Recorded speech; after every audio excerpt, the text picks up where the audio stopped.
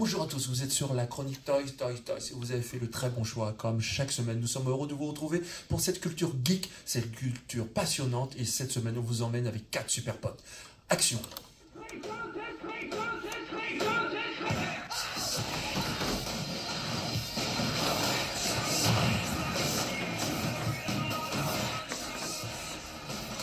Cette semaine, on se retrouve avec les 4 fantastiques, les amis. Les 4 fantastiques, la femme invisible, la torche humaine, l'homme élastique et la chose. Et pourquoi on a mis ce générique? Parce que vous vous en rappelez peut-être plus, on le trouvait assez stimulant.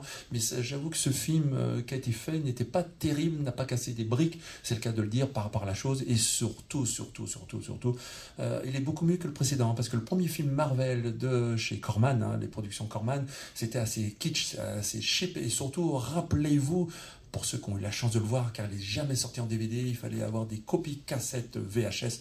Et oui, l'époque de la VHS, vous en rappelez, hein, ça date depuis un petit moment.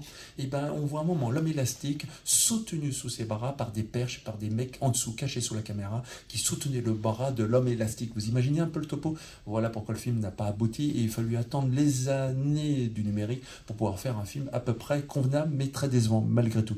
Mais la licence se porte bien. Si le cinéma n'a pas réussi à rendre les lettres de noblesse avec le surfeur d'argent, entre autres pour les 4 fantastiques, la licence se vend à merveille. Connue X temps depuis des années par la Marvel, Marvel Corporation a sorti chez Mego ces petites figurines, ces petites poupées où qu'on pouvait retrouver ces 4 personnages illustres. Mais maintenant, on a cette société concurrente incontournable et qui détrône tout le monde. On peut le présenter ici à la rédaction, vous ne le voyez pas, mais je vous conseille de retourner sur Quai du Conso, la chaîne YouTube, pour mieux la découvrir. Notre partenaire ID9 nous a envoyé cette XXL Pop, donc voilà, Funko Pop, c'est lui qui a détrôné un peu tout le monde ces derniers temps, à côté de Lego. Ça sera un prochain épisode. Et cette pop qu'on a aujourd'hui en version XXL avec The Things, hein, la chose, pour ne pas la citer, elle est assez spéciale parce que c'est une spéciale édition. Et cette tête carrée que moi j'affectionne pas trop en temps normal, je la trouve assez mignonne. Hein. Ça pourrait presque faire mon nain dans mon jardin. Non, je rigole, je déconne, je le ferai pas.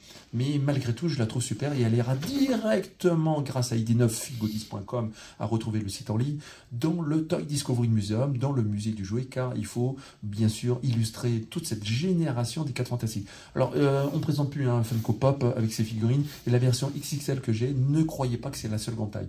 Maintenant, ils nous ont sorti des tailles triple X. Alors, c'est quoi du triple X? Ce sont carrément, imaginez le podium, la scène entière The Kiss avec les personnages.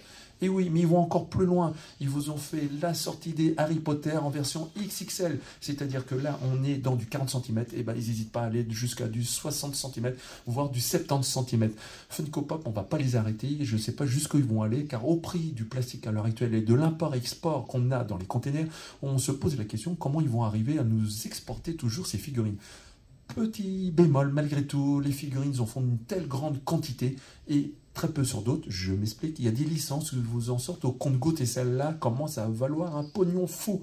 On compte pour une petite pop normale de 7-8 cm de haut jusqu'à 1500 voire 2000 € en vente dans des conventions car elles sont tellement rares. Et on compte des figurines triple X, comme je vous faisais voir, déjà cotées certaines à 3000 €. Pour vous dire qu'il y a un sacré business et marché derrière. Mais malgré tout, il y a une telle quantité qui est produite. On se retrouve, on le voyait là dernièrement en janvier aux États-Unis, un rouleau compresseur passé chez Funko Pop à détruire toutes ces figurines.